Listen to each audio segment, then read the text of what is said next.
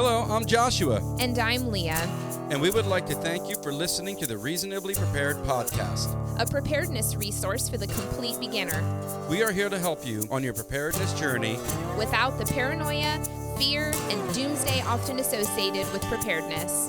If you find our podcast helpful, please subscribe and leave a comment letting us know. And now, on to the show. Welcome back. What? Welcome back. What is happening right now? I'm asking what is happening right now. Not too much over here, but We're having a we're podcasting. That's what's happening. nice. I Once again. wanted you to give me Captain Obvious.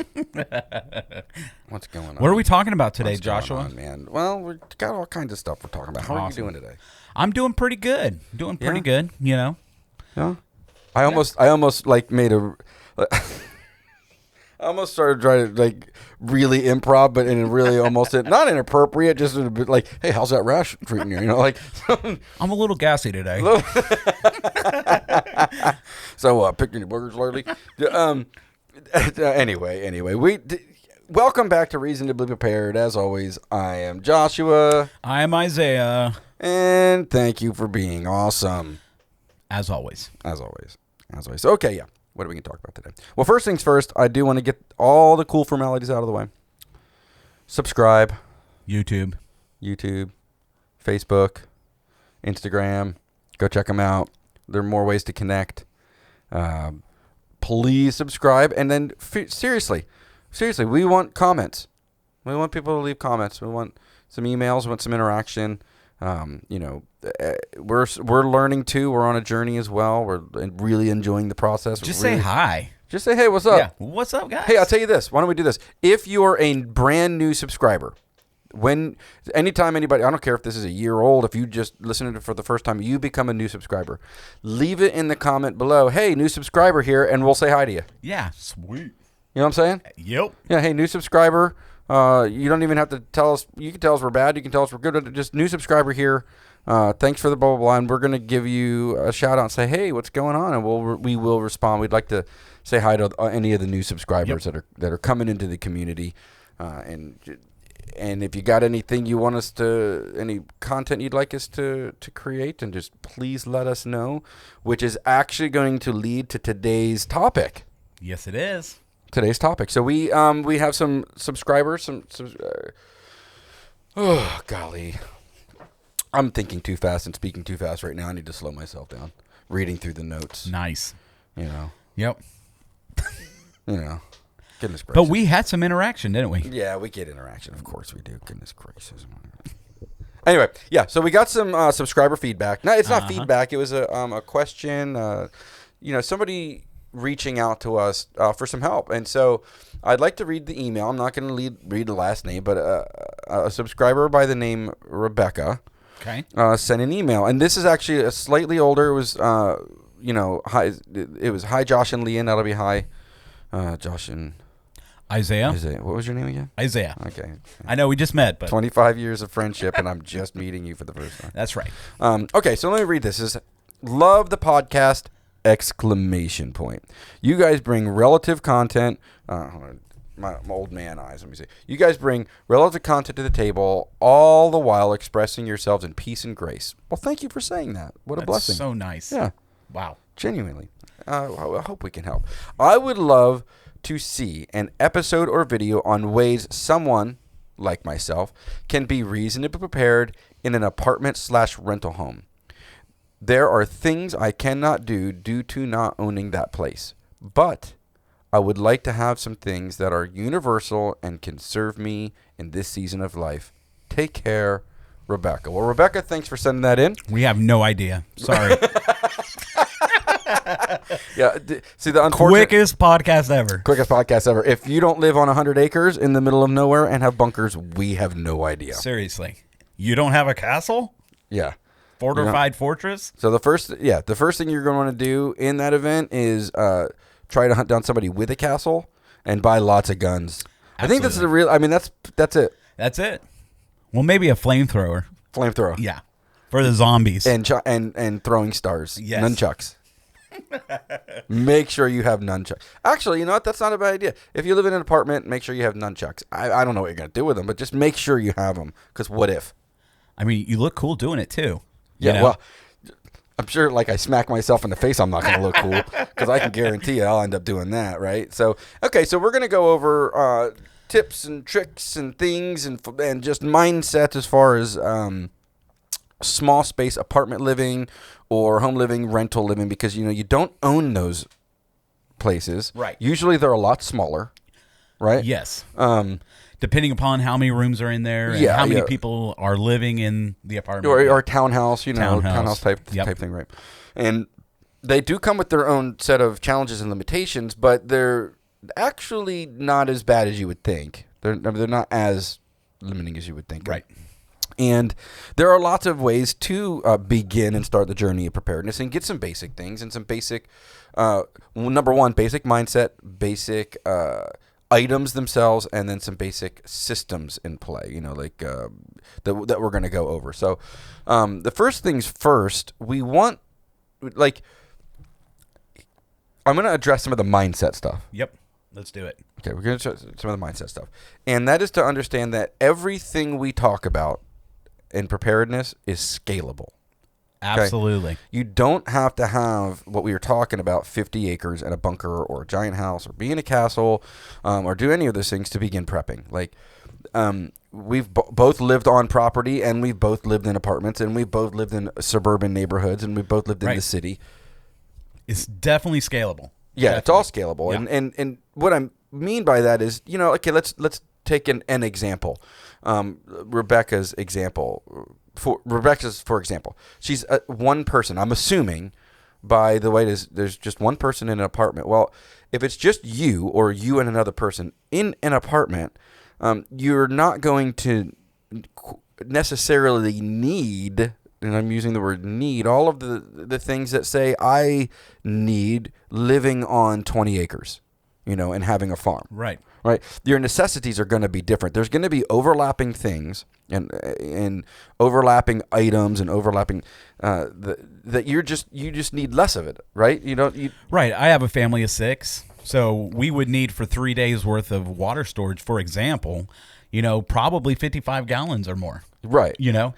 With one person or two people, I mean, that's 6 gallons. Right. A lot easier to store 6 gallons. Exactly. Right. Exactly right. So it brings, it's scalable. You don't get overwhelmed with I don't have all these tactical gear and I don't have all these gadgets and I don't have, buckets of food stored up to the ceiling. The truth is, if it's just you're not necessarily now, we believe in being community-minded and not only thinking about yourself, but I'm just bringing the simple fact that one person in an apartment, one-bedroom apartment, it consumes less stuff. Therefore, you need to store less stuff. Yep. That's the point, right? And in line with that, start doing some extra homework. Number one, there's a lot of resources. Yeah. Watching our channel and listening to our podcast is one. Yep. So good job for doing that. Bravo. We commend you. Get a golf clap. I mean, really, that's one of the smartest things that you could do. One of or the? The smartest thing. The smartest thing you can do. Because we're going to give you advice like this. Don't take our word completely for it. So, no, sincerely, go to the library or go to Amazon. So we're going to go over lots of products today. We're going to go over lots of things. I'm going to do my best with the notes to put Amazon links for everything we talked about, or even direct links for everything we talk about in the description below for you to either A, research, or B, buy.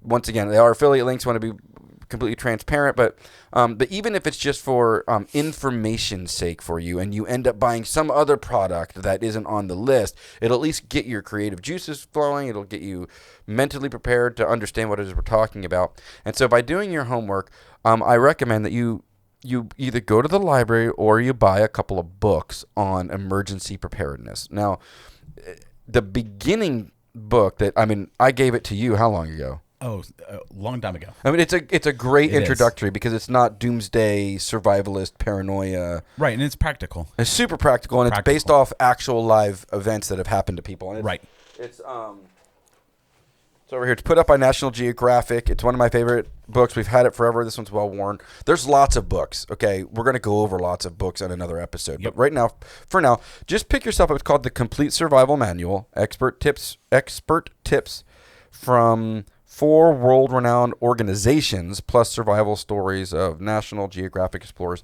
The print is a little small.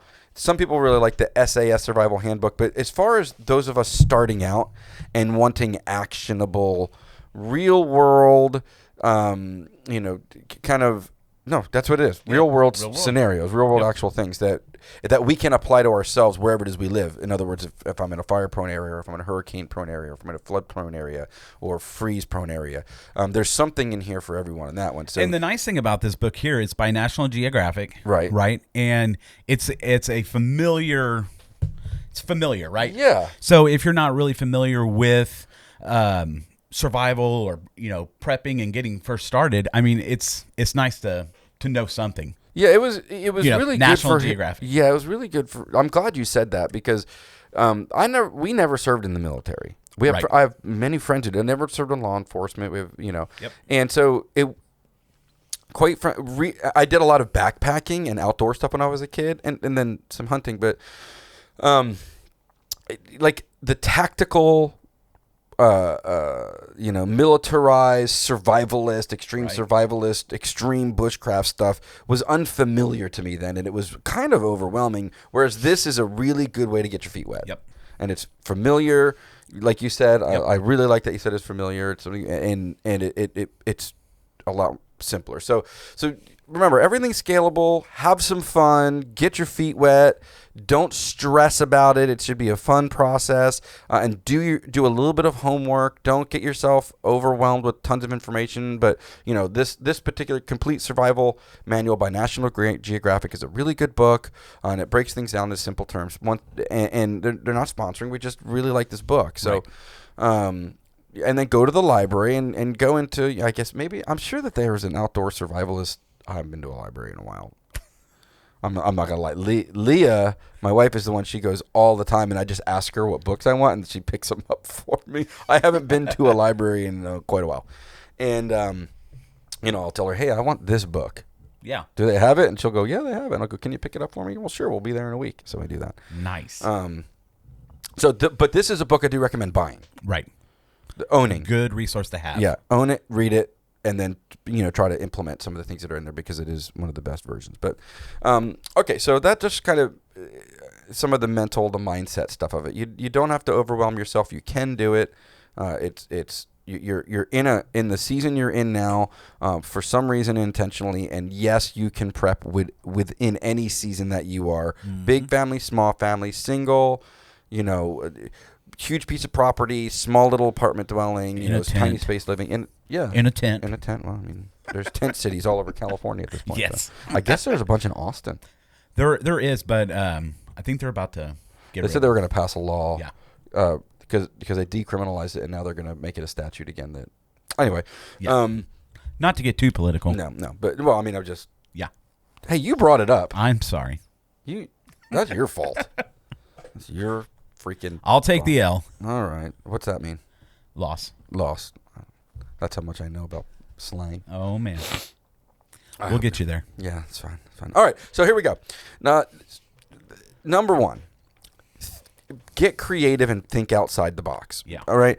Don't allow just a lot of us preppers like to talk big games about food storage and ammo storage and shelving and water and all this kind of stuff. But the reality is you can do these things. You can store these things. You can utilize these things by just getting creative with it. Using your imagination.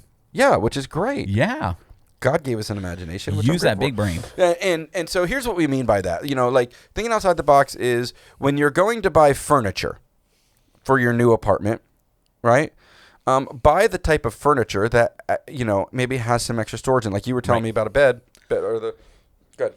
Oh, yeah. So you've got risers you can put on the bed, that raise the bed up to where you have more room for storage underneath your bed. It really doesn't take any more room at all. You get an extra 6 inches to 8 inches of storage space under your bed, right? And you feel awesome just sleeping.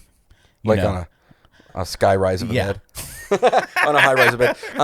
There are other things like coffee tables. Instead of just buying, the pretty glass coffee table. They make all kinds of coffee tables now where the lids open up, or they have drawers in them that you can use for storage as well. Yeah. Also, we were talking about TVs, right? Yeah. A lot of landlords, apartments, they might not want you to mount it on the wall. Right. You need a TV stand, something to put on it, and they make really good TV stands with a lot of storage. Right. And in today's world, we're streaming most everything anyway, right? So we don't have the DVD players and the big stereo systems and all the DVDs lined up under there. Yep. So you now have storage space for maybe some dried food, dried goods, some water, some or we'll go over like gadgets, or items, that you can store in there.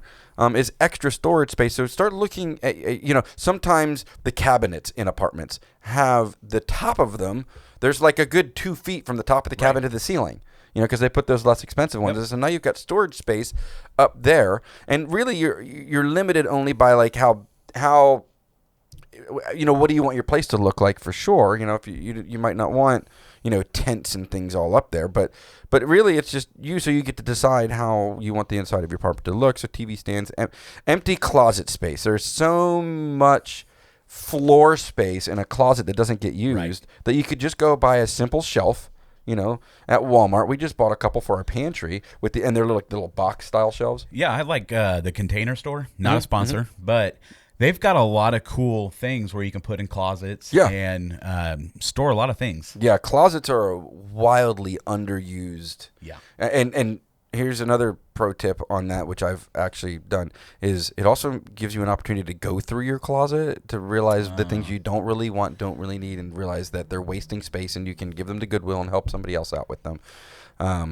So the closet space is a wildly underdeveloped area in an apartment. Another way, so we talked about these different areas. You can take old containers, like old water bottles. Let's say you got the big Aquafina water bottle. You just wash it out, and I've actually seen a few friends of mine. They didn't have the big 5-gallon buckets and blah blah blah, but they wanted to store some extra beans and some extra rice. Things of that nature. So they put the rice in the water bottle container and sealed it, and then I've got a sealed safe. That's a great idea for rice to keep it dry and all that. And they would put those extra ones, and they're easy to just pour out. Get thing in and out of. So you can dried goods, small pastas, macaroni and cheese in old water bottle containers and things like that. And it just, I had just a fleeting thought, and I just lost it. Aww. Dang it. But those are all things that you can do to extra storage spaces. I mean,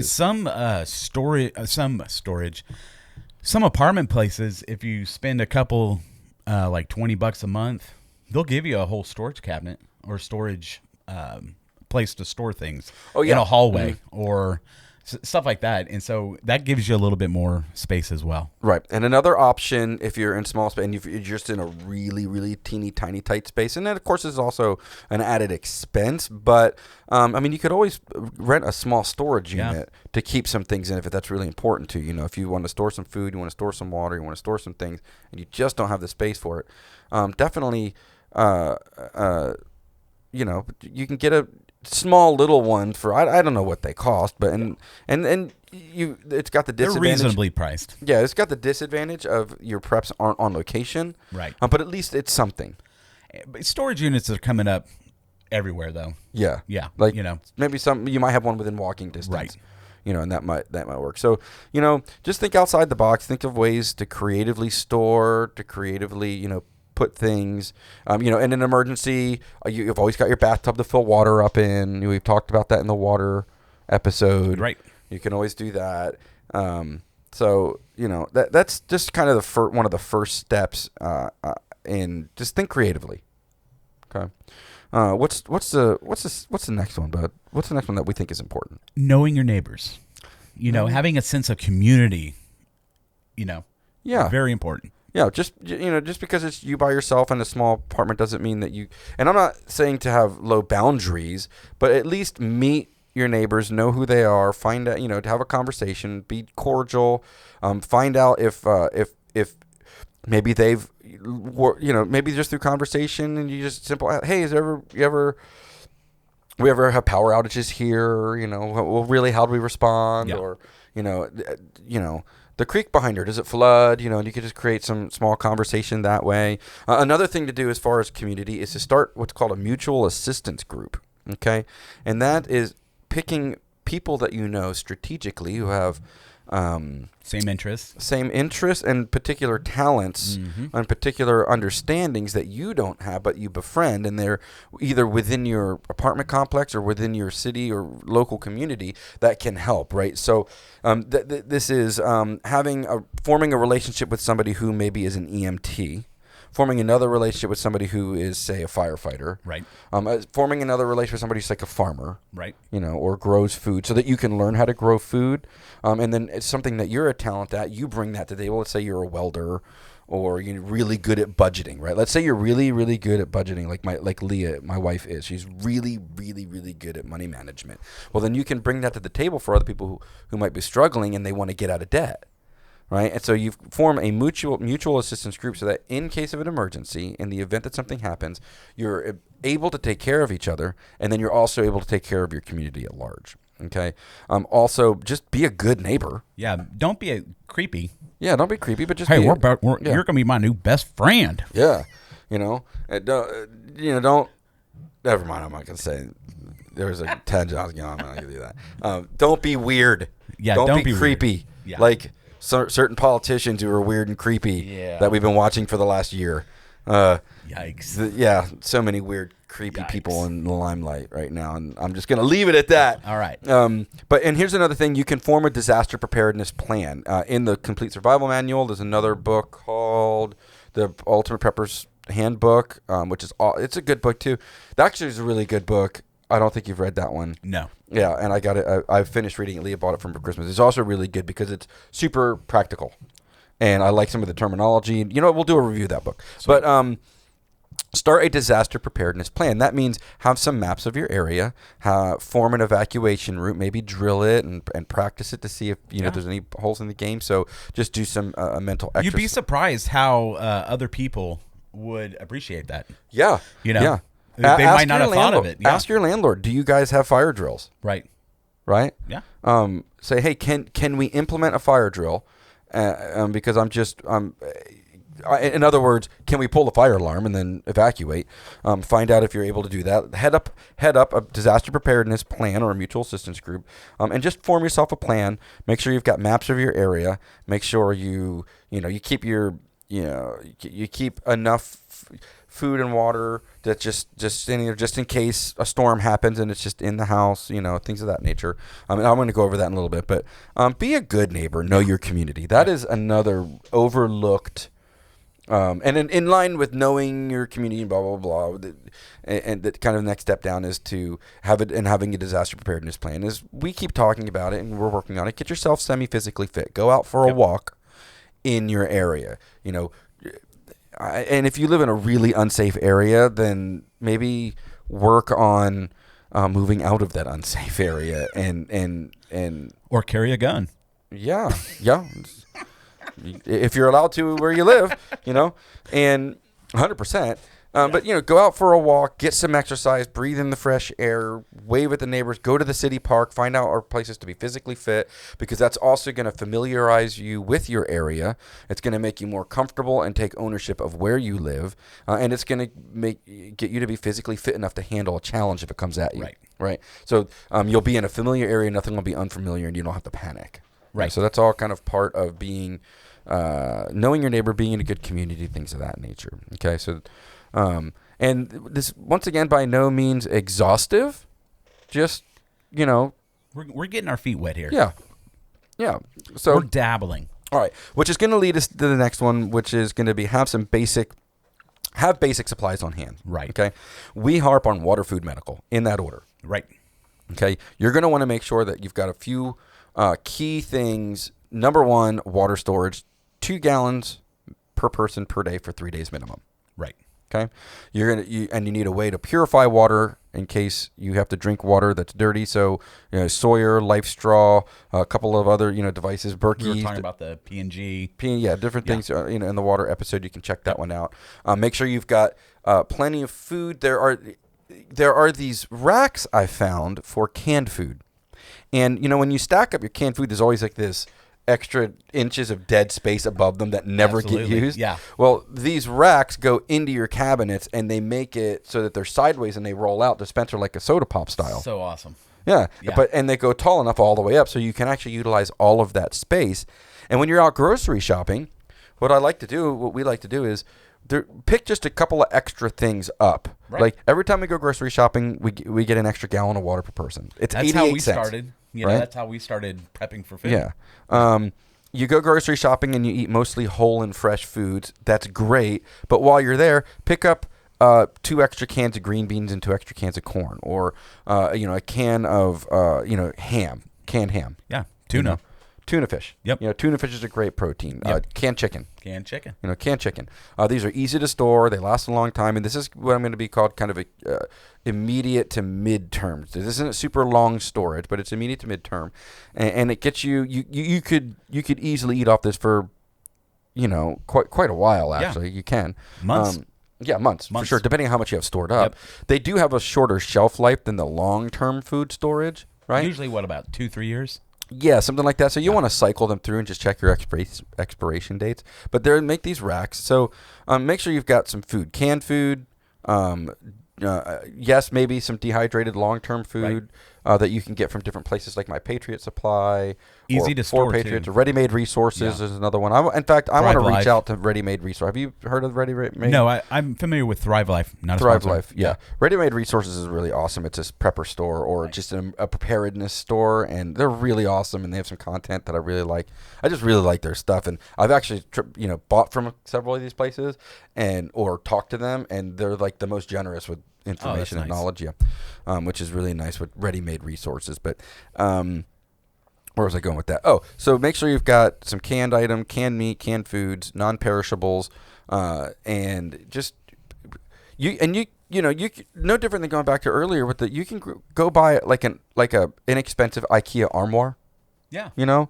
That goes in a living room or a bedroom or something like that, and just start putting stuff in that, Yep. And so it's all in one place. But or use the dead space in your cabinets for the canned food and things. So just have some extra food storage and have enough stored in there once again to match your water, which is 3 days as to start, and then once you got like 7 days worth of water, and then make yourself so that if you had to stay in your apartment for 7 days and you didn't go grocery shopping, you could survive on what's in there. Right. And it's just always there. It's not something, so it's giving you a buffer zone. Make sure you're getting the stuff that you like. Yeah, that you're going to eat. That you're going to eat. Big point. Yeah. I know some preppers who are storing things that I'm like, they're like, well, in a survival situation, you'd love to eat anything. That's right. Well, that's true. I'm going to eat this dog food. Yeah.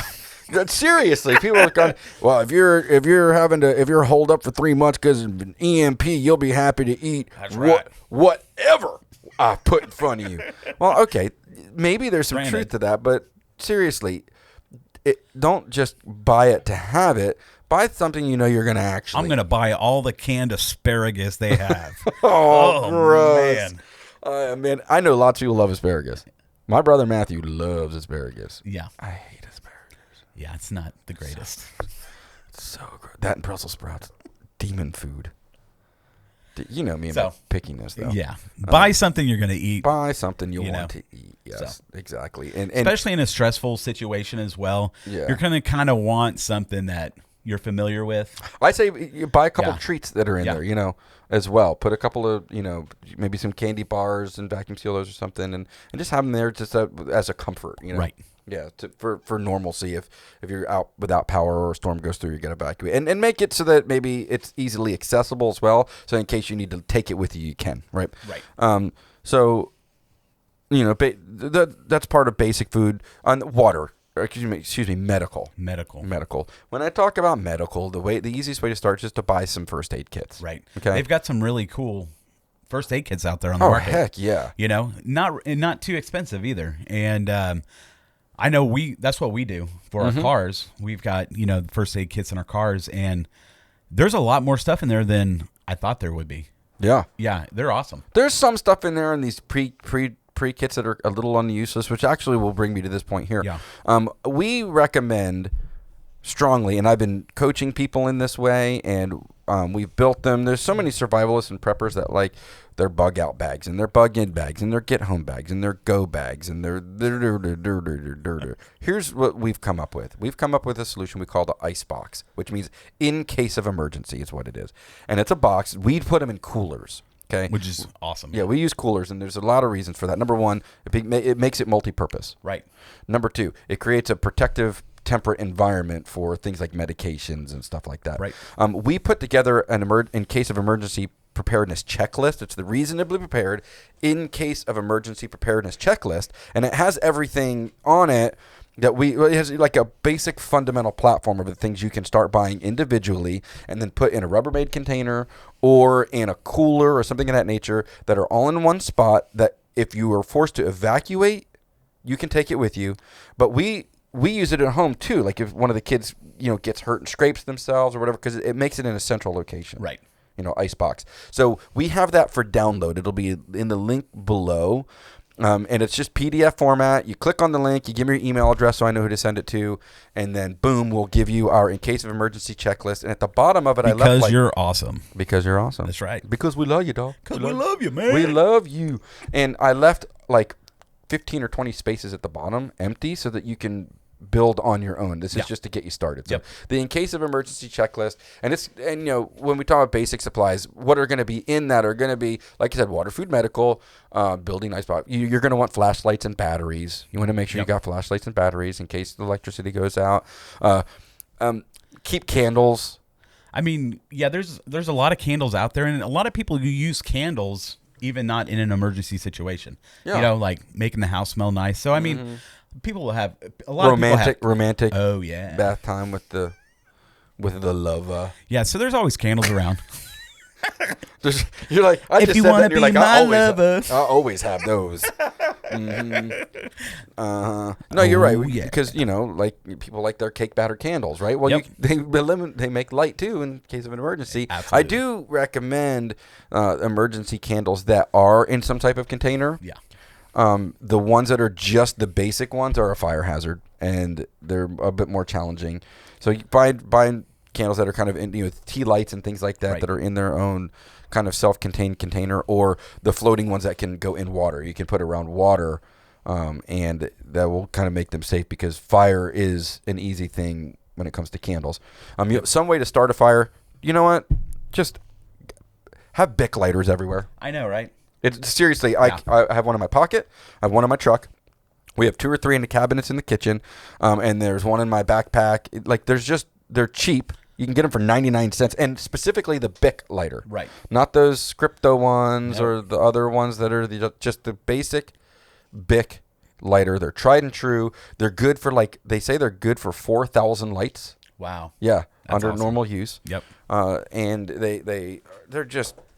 They work really well. Just have some Bic lighters, and that gives you a way to build a fire and all that sorts of things. So, have some basic supplies. What else are basic supplies? Flashlights, food, water, medical. What else are? Do you have any?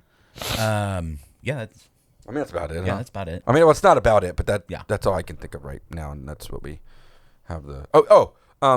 Extra blankets. Okay, yeah. A couple extra. Keep some extra blankets, extra pillows in case people need to hang out with you and things of that nature. You want to, so extra soaps, maybe, if, go buy a couple extra bar soaps, go buy a couple extra, of any of your hygiene products. Yeah. Ladies, you want to make sure you're ahead on those hygiene products, and Absolutely. you just have them stored in there. Extra, if there's things that are electrical devices, but they make a manual version of it, say like a can opener, right? But have a manual can opener, and put that in the ice box. So these are just basics. Download the PDF if you want a more detailed list of some of the basics you should have in your ice box. So keep some basic supplies on hand. All right. So the next one's going to be security. Yeah. I've been talking a lot. You want to launch into that? Yeah, sure. Okay. One thing for security that we're looking at is Simply Safe. Yes. I know there's a video that we've done on Simply Safe. The great thing about Simply Safe is they're not a sponsor, but they're Not yet. Not yet, right? Hint, hint. Wink, wink. Wink, wink. Nod, nod. If you're watching on YouTube, anyway.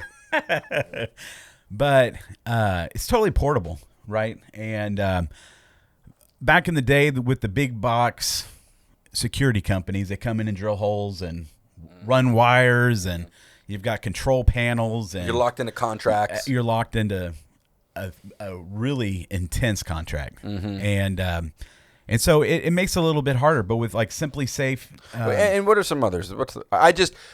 Simply Safe has been so good to us. Yeah. We're pitching out after we've done our research. But there's VauntLink, there's the Nest, there's the Ring, Nest, Right. all of it. I mean, yeah, there's a bunch out there on the market. Yeah. Where you can monitor yourself if you want. right? You know? Another selling point for us another selling point specifically for small apartment living, as far as the Simply Safe is Simply Safe has the gamut of devices. What I mean by that is motion sensors, cameras, glass break sensor, siren alarm, a panic siren alarm button. I mean, it has literally everything you need for your apartment. And it's not permanently installed. Right. You can, when you move, Right. or if you move, you can just take it with you. You take it with you to a new place. And what's really cool about it is their base station it can run up to 99 devices. That's crazy. Right. So That's crazy. let's say you've got 4 glass break sensors and 3 room sensors and a camera. Well, you still have 93 more. Yeah, to go, exactly, right? to go. And so as you expand, it can expand with you. They have you don't have to have any type of monitoring if you don't want it. Right. But they have packages starting at $5 a month. Yeah. And the most expensive package, what we buy, is only $25 a month, and that's for full monitoring, right? And man, we've been loving it because we can see people coming up to the thing, all back. It alerts us of everything, And it kind of puts you in control. Right? Yeah. You feel like you're in control. Yeah, and gives super peace of mind. Right. Absolutely. Right? So that's one thing. Another thing people overlook, and my uncle Wally back in the day used to, when I was younger, I would spend summers with him working. And anytime the sun started to go down, he'd say, "Josh, draw the curtains. We're living in a fishbowl." Yep. Keeping your curtains closed while you're not home, or if you're single and you live it. So yes, we want to leave light. We want light to come in and things like that. But prowlers, predators, they like looking in and finding easy targets. If you're just a lady by yourself, it'd be better for you to go out on a walk to get fresh air and sunlight. But do the best you can to keep your curtains drawn, especially if you're not home, so people can't peer in and see what's going on in your house. Don't let the robbers be able to window shop. You know? I like that. Yeah, Don't exactly. let them be right. able to window shop. Yeah. Another thing you can do in an apartment complex. So a lot of times we get ourselves into, especially people who live in a city or a metropolitan area, they get very kind of tunnel visioned on what they're doing, and they, in their own world, they got their their ear things in, or whatever those thinking things are called, and they get kind of tunnel vision. A security is just be aware. Right. Pay attention. Right. Keep your eyes up. Look what's going on. Make eye contact with people. That is actually a security deterrent, believe it or not. You make yourself less victim-looking by just being a presence that is paying attention. Well, also, when you're paying attention, a lot of criminals, they love the element of surprise. Yes. If you're not paying attention, they've got the element of surprise. So just you being attentive and paying attention, they might decide to move on. Right. Exactly. And if you're renting, let's say you're not in a small space, but you're renting an apartment or something like that, it's still, or renting a house, it's still the same principle applies. Number one, Simply Safe you can install and take with you. It's not permanent. You're not doing anything to the home that would be breach of contract. Paying attention, knowing your neighbors. It all still works there. Another thing is just learn or have some personal protection. Maybe if you're a lady or a young man or whatever, take a weekend self-defense course, train or learn about, carrying a firearm. Maybe you're already the type of person who believes in firearm ownership. Get some training on how to effectively use the firearm instead of just, I own one and know how to shoot it. Right. Take a class, right? What else you got? Knives. Yeah. And the knives are the greatest tool ever invented. Right. So that's the ultimate multi-purpose device. Absolutely. I mean, you can use it for a lot of things. And if you have a knife on you at all times, and I've done this before, I've done it before many times. I leave my knife at home, and it is like the worst day. Right. Oh, you don't realize how much you use it. Right. And yeah. Well, I'm going to put, this is an important one. I'm going to put links in the description below on some good quality, reasonably priced pocket knives, folding pocket knives that anybody, and I'm talking woman or man, because this isn't just about it being a weapon. Right. This is the tool. If you carry a knife either in your purse or in your pocket or on your person for 2 weeks, you'll wonder how you ever lived without it. Right. Opening boxes, I said it's infinite, and I'm fumbling over the infinite, but it literally, like, people ask me, "Hey Josh, you wearing pants?" I mean, oh my goodness, I just ruined that. "Hey Josh, you got a knife on you?" Please say yes. Yes, I'm wearing pants. Whew. No, not anymore. Oh. "Hey, you got a knife on you?" And I'll say, "Well, am I wearing pants?" That's my ultimate. Like that's how I respond to that. Yep. I always have a pocket knife. My wife always has a little. It's a Swiss Army thing that I gave her, and it constantly between cleaning out your fingernails, opening packages. The plastic that comes on it just makes it a lot easier to do that. Cutting string and rope if you need to. Pulling out splinters. Depending upon what type of pocket knife you get, or multi-tool, or whatever. I mean, some come with screwdrivers, pliers. I mean, right. It's her Swiss Army awesome. knife came with tweezers, right? Yeah. So she's like, she pulled out splinters with the kids, and then I like to pick my teeth with one. Yeah. Yeah. Gross. With tweezers? No, with a knife. I was talking about a knife. Sorry. We've used them for making sandwiches. So it's the greatest one ever invented. So, definitely have a good pocket knife. Security for your home. They make these devices now. One's called Nightlock, and then you showed me one called Adalock. Adalock, yeah. Okay, and what they do is they're one of them's a semi-permanent install, and the other one's you just take with you everywhere you go. The Adalock you take with you everywhere you go, and what the Adalock does is it's a barrier that goes in between your doorknob and the door frame, and then puts a barricade lock on there, which is a little bit of added protection. Right. Yeah. It fits into the striker plate of the door. Right. And you just close it, and it has a little rubber piece that snugs up to the door to where no one can even open it. Right. And then the Nightlock it's a door barricade. It's called the Nightlock barricade, and they're incredibly strong. If you watch the videos on it, people like trying to kick in the door when they're on there, and they can't do it, right? And what it is just a base plate that installs on the floor that's flat, and then you get this other kind of angled plate that slides in sideways while you're inside the house and creates a barricade that even if they were to break and pick the lock, they can't kick the door in. They can't open the door. They can't open the door. Yeah. Right. And it's just buying you some added extra time, right? For $40, it's worth it. Yeah, they're $35 and $40. They're not expensive. Nope.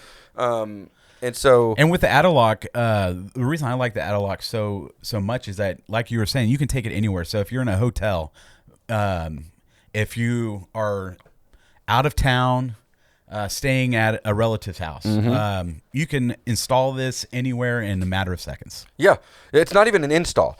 Right. It's not like it's an install. It's just like closing the door. Yeah, you close the door on it, and it just becomes an extra reinforcement. Yeah. So, another security thing you can do in some houses and some apartments, not all, is have a pet. Yeah. Get a dog. Get a dog that barks. It's big or small. Doesn't matter. Deterrent. If it's making noise, it's deterring somebody, or it's all alerting eyes on you. them at that point. Yeah, it's alerting you. Yep. And then motion lights are another one that you can, because motion lights can be uninstalled. Right. Okay. Another one. And then a part of security too is cybersecurity. In-home cybersecurity. We often overlook that. Why don't you tell me about what we got? So this is where we're Surfshark. Surfshark, man. Surfshark. We are surfing with the sharks right now. Woohoo! Woohoo! Awesome. Surfshark, a VPN, virtual private network. And what they're gonna do, what this is gonna do is it's gonna allow you to browse privately, on the internet. encrypt your internet activity so that no one can track or steal your data. That's right. I mean, nowadays, that's all everyone's talking about. I know. It's getting hacked, cybersecurity. People are getting hacked. People are stealing information, all that. So this right here will allow you to be camouflaged. Sweet. Yeah, because people are like, I'm not going to keep my money in my house so it can't be stolen, but they can just steal your bank account. Absolutely. Yep. You know, if you're at Starbucks or you're at home or things like that, it's to have a virtual private network. So Surfshark. Yeah. Also, it hides your location. And so if you don't want to be found, this is great. Yeah. You can put it anywhere in the world, right? They have over, I think it's 32,000 servers. Right, in 60 locations. In 60 locations. That's in incredible. Canada, China, Australia, America, Europe, all over the place. You can just log into their server and go gray man. And another thing it does is it actually will unlock other content directories, like with Netflix. Oh, that's right, yeah. Yeah, with Netflix, with Amazon. And you'll be able to watch content and watch news and watch other things that are going on outside of your own area, if you're government or your bodies. Or you can actually get around your work's firewall. So if your work doesn't want you to watch YouTube, you can actually log into one of the VPNs and start watching YouTube. Yep. But hey, that's not between you and your bosses. So it's a really good thing to have, just like all of the other securities we're talking about. But we have we've partnered with Surfshark. Absolutely. And if this sounds like something that you're interested in, well, do we have a plan for you? Woohoo! 81% off. 81%. So if you click the link in the description below. In the description below, thank you. I'm still new at this, guys. Bear with me. Click the link in the description below. Yep. And we'll give you that special offer, 81% off. That's right. So it turns out to be, it's $59.75? Something, yeah. It's like $59 for 2 years. Yeah, it's $60. We'll just round it up to $60 for 2 full years. $59.76. Right. $59.76 for 2 full years. Yep. So you pay up front, and then for 2 years you can surf the internet like a champ, be gray man, hide yourself, be awesome, be super secure, super encrypted, and then access some of the other content from around the world that you can't ordinarily access. So go on over to Surfshark, check them out. We're happy to partner with them. They are super growing fast. And here's the big kicker: unlimited devices. Absolutely. Yeah. I mean, that is incredible. That is incredible. The other competitors, I'm just going to say competitors, don't offer that. There is a limit. Yeah, there's a limit. There is a limit. And so unlimited devices on your account, you just go do it. Yep. Just go. That one we're legitimately saying, check that out. Yeah. Okay. So that's all going to be part of the security part of it. I didn't mention earlier, actually, is you can check with your landlord, or if you can, like, start a community garden. That's one way. Or you can start a garden on your out porch. There's a square foot gardener. You can take a 4 foot by 4 foot square and make a garden out of it. Right. Enough to feed yourself, And there's a lot of different ways to grow things for apartments. They've got all types of things to hold pots and plants and on rails and off rails and on balconies, things like that. Yep. If you've got like a small little courtyard, you can find out if you can do a community garden there. You ask your landlord. If you've got just a small little yard because you're in like a what's it called, like a townhome, like a townhome or something, then just patio home. Yeah, then just maybe buy like an outdoor garden table and just put a small herb and fruit garden right on, or tomatoes on it. Small garden. And then here's another. We're gonna start wrapping it up, but this one is super important and gets wildly overlooked. In fact, it gets so overlooked that when I bring it up with people, they're like, "Oh yeah." I've forgotten that. Don't forget that you have a vehicle. Yeah. Once again, unless you're exclusively take the bus or ride a bike. But even if you ride your bike, you can put bags and things on it. But most people, you have a vehicle with a trunk or back seat. And so go reference the things you should absolutely have in your vehicle. But a lot of the things that we're talking about here, if you have a limited space, like your ice box. Your ice box can be put in your trunk, and it just sits there passively, waiting on you to need it and use it. Ready to go. And then you always have it with you while you're out, right? And so you can use your vehicle as well, depending on the type of vehicle you have, to do some auxiliary storage, to do some auxiliary stuff with it. Just don't forget, it's part of the housing that you own. It's just a mobile housing, if you will. Right. You know, and so your vehicle is just another really useful tool. I think we did a good job here. Yeah, to get the conversation started. This is absolutely. by all no means the most exhaustive. This is us everything thinking in outside the, the box. Yeah, and it's a good conversation starter for everybody. Yeah, for sure. And I hope it just gives you a few tips. Oh, you know what? I hadn't thought of that. Yeah, I can do that. Oh, you know what? I've got that one space in that one cabinet above there that it just has those old things. Well, go and clean out those old things and put useful things in there. Well, also, if you're living in an apartment and you are prepping and there's something that we missed, tell us. Comment below. Let us know. We'd be interested. And maybe we can do another show on it. Yeah. Yeah. Yeah. So if if any of this got your brain going or you already do this, please comment. Let us know, because it not only helps us out and our families out, but it helps the other people who are consuming this content or watching the videos or listening to the podcast and who are researching on their own. So let's be generous with our information and love one another well. And we'll because there's no secret. We're living in weird, tumultuous times. Right, and people are starting to research this more and more, and they're starting to get concerned that lumber has gone up and gas is going up, and there's gas shortages, and the election last year was nuts, and we're coming on the other side of COVID, and some people are afraid, and some people aren't, and they don't know how to navigate it. Texas was an ice cube.